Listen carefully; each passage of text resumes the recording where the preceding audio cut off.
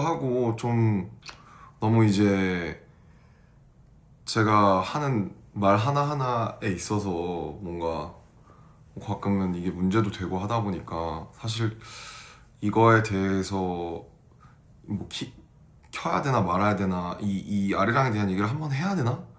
근데 이제 사실 롤링스톤 인터뷰나 그런 거 말고는 사실 되게 이렇게 약간 이렇게 좀 지엽적으로만 풀어냈던 것 같아서 조금 한번 이 앨범의 접근 과정과 그리고 그 후에 오히려 이제 시간이 지났으니까 조금 더 뭐랄까 좀 정제된 톤으로 얘기할 수 있는 부분이 있을 것 같거든요. 그래서 지금쯤이면은 좀 켜서 얘기를 해도 괜찮겠다. 이미 한번 여러 가지 뉴스들도 지나갔고 상도 받았고 공연도 한 바퀴 이렇게 돌았으니까 조금 어쨌든 이 앨범에 대해서 되게 고민도 많았고 되게 진지했던 부분이 있었기 때문에 그런 부분들을 한번 얘기를 하는 좀 어프로치가 너무 부족했다?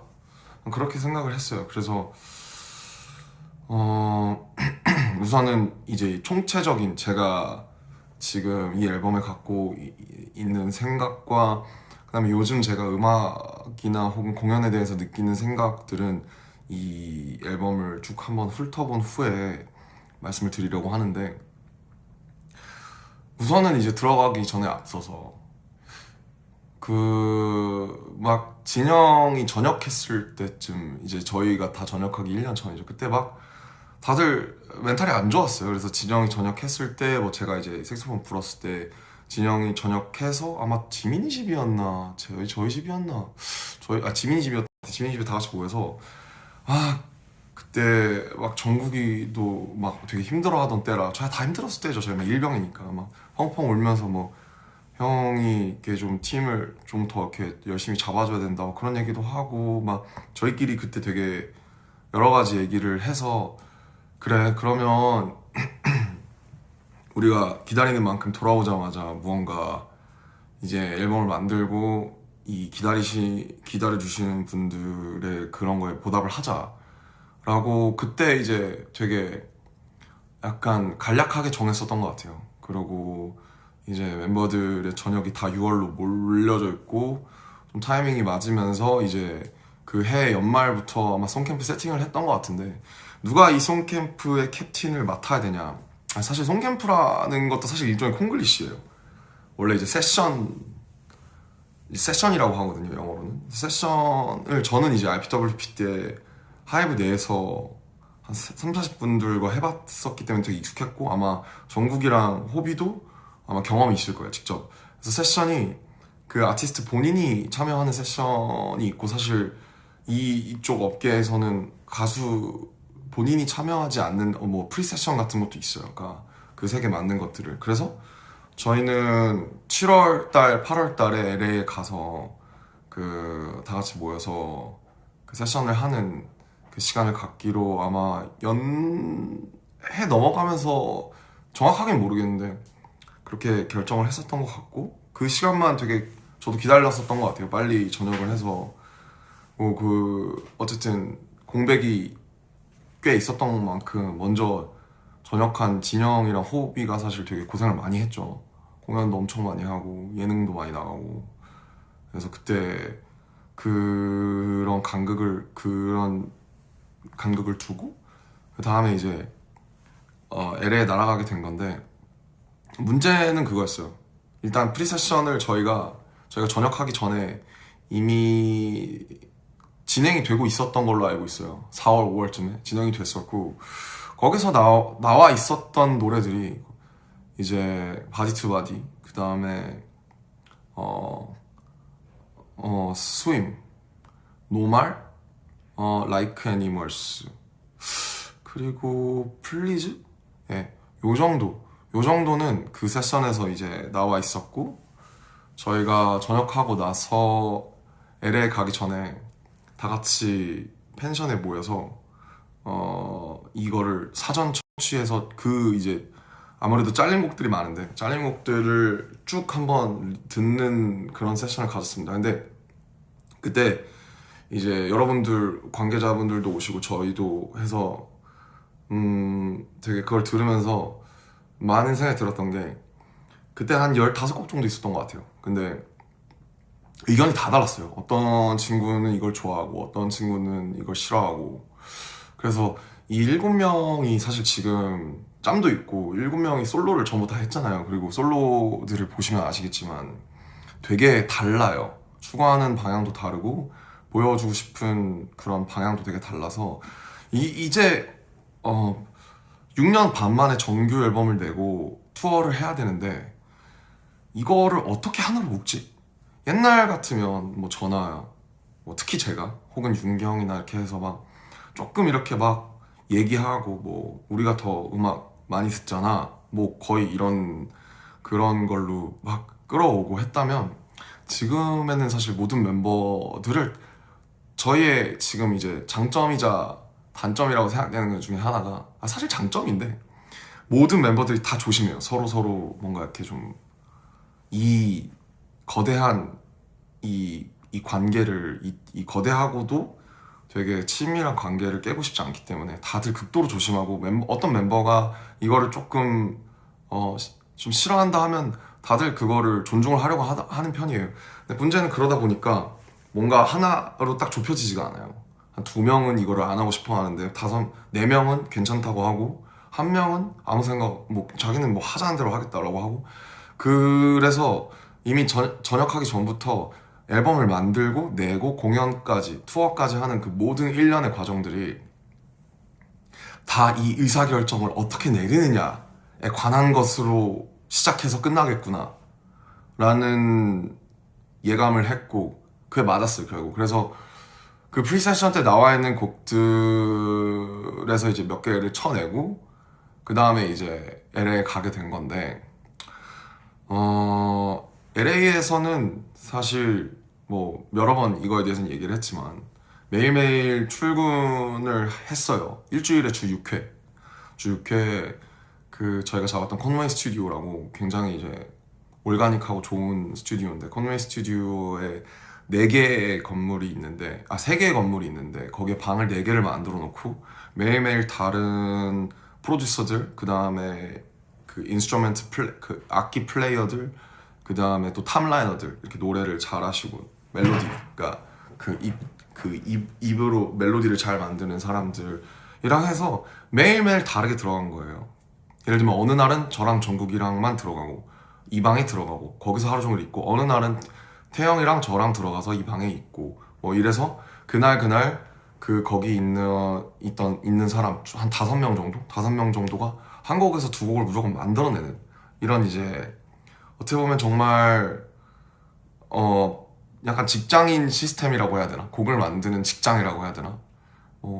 그런 거였어요. 그래서 회사에서도 선별을 하고 이제 파이아에 참여한 제이팩 마피아라던가 사실 그 제가 굉장히 좋아하는 아티스트 070 쉐이크라고 있는데 070 쉐이크도 와서 이틀 정도 와서 작업을 같이 했었고 근데 이제 뭐 들어간 곡이 있고 안 들어간 곡이 있는데 그렇게 진행이 됐어요. 그래서 초반 일주일에는 멤버들이 아무래도 영어를 잘 못하고 좀 이런 작업 방식이 좀 익숙하지 않다 보니까 조금 쭈뼛쭈뼛 하다가 한 일주일 정도가 지나가면서 다들 녹아들기 시작했던 것 같아요. 이제 눈에 익는 작가들도 생기고 하면서 그래서 그렇게 2달이 진행이 됐고 처음부터 당연히 스윙을 타이틀로 할 생각은 없었어요. 당연히 스윙보다 더 좋은 강력하고 에너지 있는 뭔가 모르겠어요. 근데 이것도 그런 거예요. 그러면은 다음에 BTS가 돌아오는데 BTS의 타이틀은 뭐여야 되냐?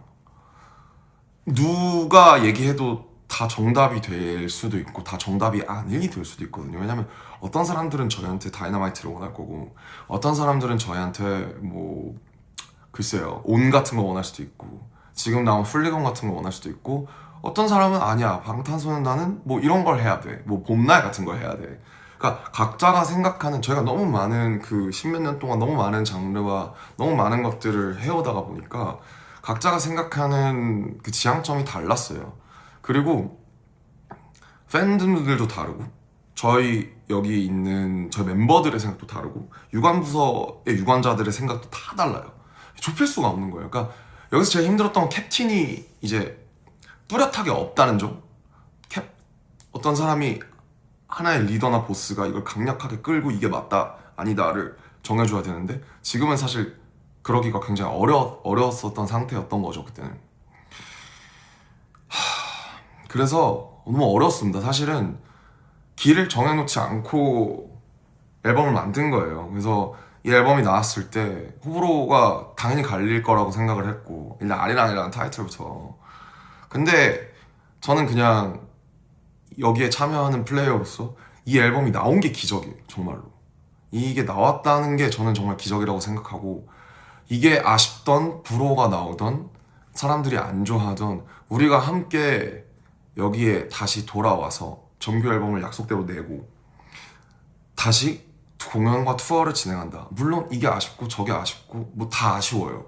저도 아쉬워요. 근데 정말 우리가 지금 한 명의 이탈자도 없이, 한 명의 아픈 사람도 없이, 한 명의 펑크 내는 사람도 없이 무사히, 그리고 이제 어쨌든 여러분들 덕분에 저희가 스케일이 커지다 보니까 저희 한 번 앨범 찍고 그 다음에 그 관리하는 스케줄이 정말 한 1년에서 1년 반 전에 스케줄링을 대략적으로라도 하지 않으면 진행이 될 수가 없어요. 왜냐면 너무 많은 분들이 저희와 함께 움직이시기 때문에 이게 그냥 이렇게 해서 이렇게 하면 되는 거 아니야?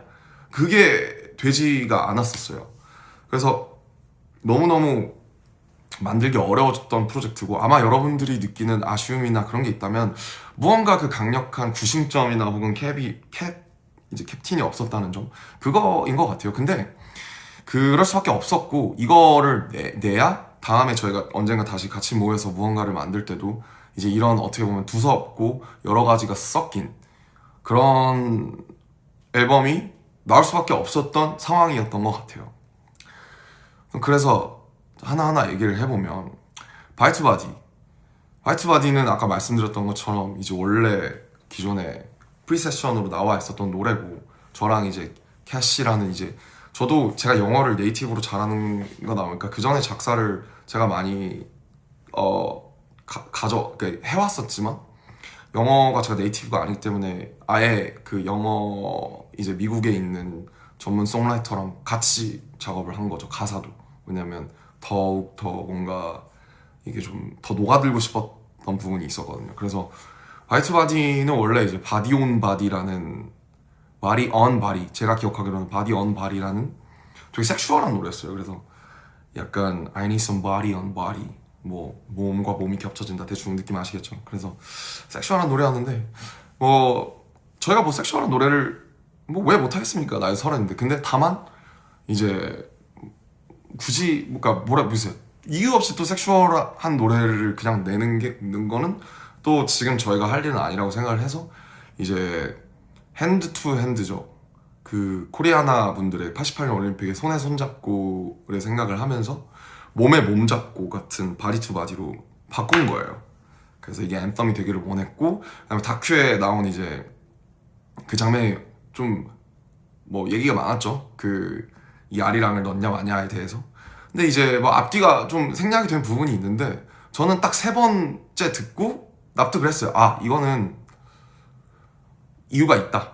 그러니까 바이트바디가 아리랑이 없이 원래 없는 버전을 당연히 저희가 오래 듣다가 그걸 들으니까 일단 생소하기도 했고, 그리고 뭐 이제 너무 무슨 억지 국뽕 아니야. 사실 이것도 일리 있는 의견이에요. 근데 결국에 이 공연까지 생각을 했을 때 뭐 많은 해외 분들이 결국에 그 파트를 기다렸다는 듯이 거기서 정확하게 한국 민요를 떼창을 해주시는 그 장면, 이건 억지로 연출한다고 또 할 수 있는 장면만은 아니라고 생각이 들었던 것 같아요. 그래서 저도 그 짤을 되게 좋아하는데, 호비가 옆에서 막 덩실덩실 춤추는데 제가 막 이러고 있는 거 진짜 개 심각했어요. 진짜 이거 큰일 났다 이거.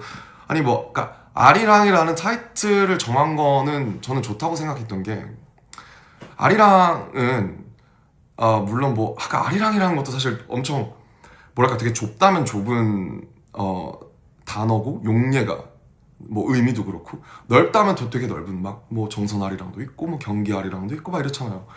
근데 그냥 그 어떤 이 7명의 한국 청년들의 어떤 새로운 출발, 우리는 결국 7명은 한국에서 온 촌놈밖에 되질 않는다. 아직도, 그니까 뭐 일례로 제가 이제 어제 아메리칸 뮤직 어워드 끝나고 애프터 파티를 가서 조금 이제 현지에 있는 미국 현지에 있는 아티스트 분들이랑 프로듀서 분들이랑 조금 밍글링도 하고 좀 뭔가 좀 그렇게 좀 되게 슬릭하게 해볼까 했다가 또 안 갔어요. 그냥 또 무서워서 저도 막상 멤버들도 또 영어를 약간 어려워하니까 아무래도 파티를 안 좋아하는 그런 밍글링을 안 좋아하는 친구들도 그래서 안 가는데 이런 것들이 좀 얘기를 왜 했지? 아무튼 좀 진짜 얘기를 왜 했지? 아무튼 좀 이렇게 좀 폭넓게 갈 수 있는 그런 방향이어야 된다라고 아리랑 얘기하다 그랬구나. 이제 그러니까 한국이라는 곳의 지역성을 어떤 가져가면서 왜냐면 그게 저희의 그러니까 그럼 방탄소년단은 다른 팀과 무엇이 다른가? 뭐 우리가 해왔던 것들은 무엇인가? 그리고 지금 시대는 얼마만큼 변했는가? 뭐 사실 누구 어떤 프로듀서가 와도 지금 전역한 BTS 혹은 방탄소년단의 앨범을 만들어라고 하면 아마 세상에서 가장 어려운 일이 될 거예요. 저도 실제로 스태프분들한테 그렇게 말씀을 드렸거든요. 지금 사실 세상에서 가장 어려운 프로젝트다. K-팝이기도 하고 동시에 팝이기도 하면서 오랜만에 돌아왔고 저희가 해오던 것이 있고 시대는 달라졌고 그래 또 가만히 있을 순 없고 변화했을 때 얼마만큼 변화할 것이냐. 뭐 아무튼 그래서 이제 뭐 아리랑에 설명하면 정말 끝도 없기 때문에 그런 의미가 있었고 그런 면에서 바이트바디가 저는 사실 그전에는 그냥 섹슈얼한 어떤 비트 좋고 뭐 멜로디 좋은데 막 가사도 그냥 섹슈얼하고 뭔가 그냥 꼭 우리가 할 법한 노래는 아니다 라고 생각했던 것 같아요. 저희 목소리가 얹혔을 때 이게 좋을까? 근데 이제 I need the whole stadium to jump 라는 그 라인과 결국에 아리랑이나 혹은 이제 바디 투 바디라는 서로가 하나 되는 저는 이게 공연 중에서 그리고 가장 하이라이트 저 개인적으로는 가장 신나는 순간이거든요. 바디 투 바디를 같이 할 때가 아리랑을 부르고 그 다음에 그러면서 I need the whole stadium to jump으로 다시 돌아오는 그거 어쨌든 아리랑은 저희가 이제 받아들였지만 돌아오는 것까지는 저희가 강력하게 주장해서 이제 끌어낸 거고 뭐 그렇게 이게 무엇인가를 정한다는 게 지금 결국 회사도 있고 아티스트도 있지만 계속 이렇게 왔다 갔다 하면서 결정이 되는 거죠. 다큐가 보여주는 것은 사실 아주 편린에 불과해서 뭐 그렇습니다. 저는 잘 나왔다고 생각해요 지금. 네. 결국 공연까지 여러분들의 떼창까지 같이 들어가야 이 노래가 완성이 되는 사실 요새는 듣기만 하는 음악이라는 게 참 어렵잖아요. 비디오도 있고 뭐 비주얼도 있고 앨범 커버도 어때야 되고 가사가 뭐 어떻게 돼 있냐 타이틀이 소문자로 돼 있냐 이런 것까지 그러니까 요새는 그런 경계가 없으니까 뭐 그런 의미에서 바이트바디는 아무튼 결국에 들어갔어야 하는 트랙이고 잘 나왔다고 생각을 해요. 뭐 그렇습니다. 플리건은 이거 지금 너무 길어지면 안 되는데 1시간 안에 끊어볼게요. 플리건은 사실 아마 정국이랑 호비랑 많이 붙었는데 정국이랑 호비방에서 나왔을 거예요. 그리고 뭐 아시다시피 정국이가 왜 갑자기 플리건이라는 키워드를 들고 왔는지 모르겠지만 Watch this, watch this, we going full 이 파트를 정국이가 어쨌든 썼고 거기서 이제 현지에 있던 송라이터들이랑 같이 말에 살을 붙이면서 그리고 이제 저도 약간 수정을 하면서 많은 사람들이 수정을 해서 이렇게 나온 거고 이게 이제 엘빈 초라는 이제 로잘리아랑 많이 하던 그분이 저희랑 한 열흘 넘게 같이 작업을 했는데 트랙 중에 정말 재밌는 트랙이 많았어요. 이렇게 칼소리로 시작하는 트랙이나 아니면 막 오토바이 소리라던가 게임보이 소리라던가 이런 게 많았는데 이 노래가 호비랑 정국이 방에서 아마 한 달째쯤에 나왔을 때 이걸 이제 회사에서도 방시혁 PD님도 그렇고 너무 좋아해서 이 노래가 기준이 됐어요. 그래서 플리건 같은 어떤 얼터너티브 힙합인데 좀 더 세고 좀 더 타이틀성에 걸맞는 이 노래가 기준이 돼서 7월 말에서 8월 초에 이 노래가 나오고 나머지 8월 한 달을 이 노래를 뛰어넘는 노래를 만들려고 보냈어요.